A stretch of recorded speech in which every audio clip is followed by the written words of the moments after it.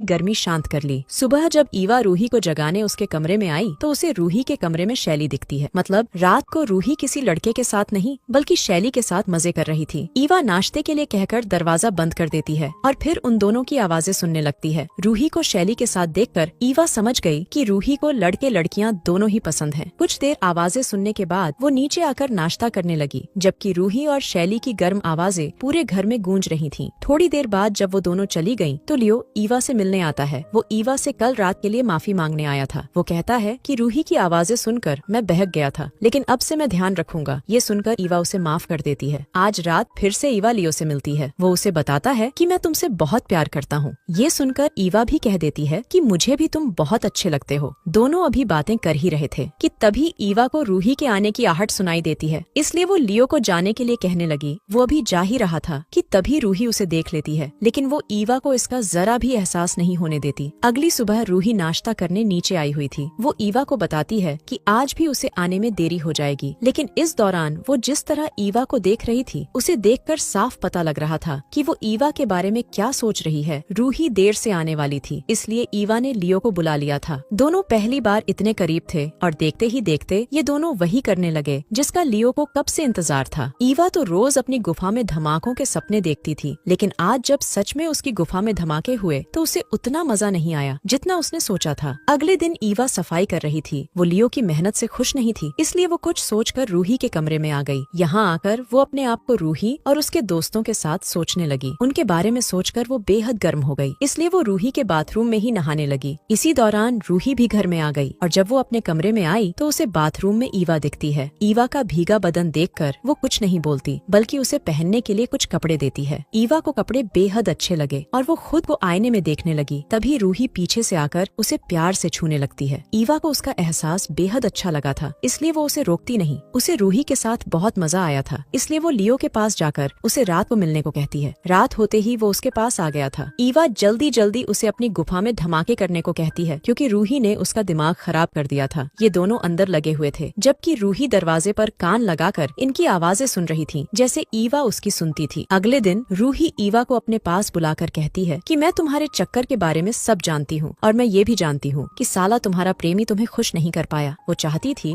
कि आज रात वो ईवा और उसके प्रेमी के साथ पानी निकाले। पहले तो ईवा मना करती है, लेकिन फिर रूही के मनाने पर वो मान गई। रात होते ही उसने लियो को बुला लिया। पहले तो वो खुद उसके साथ शुरू होती है और फिर रूही उनके पास आ गई। रूही को देखकर वो समझ गया कि यहाँ क्या होने वाला है। वो रूही और ईवा पर बेहद गुस्सा करता है। उसका दिल तो कर रहा था कि वो कमीनी रूही को खेतों में भगा भगा कर गोली मारकर मार दे, लेकिन वो खुद पर काबू रखता है। वो ईवा को बताता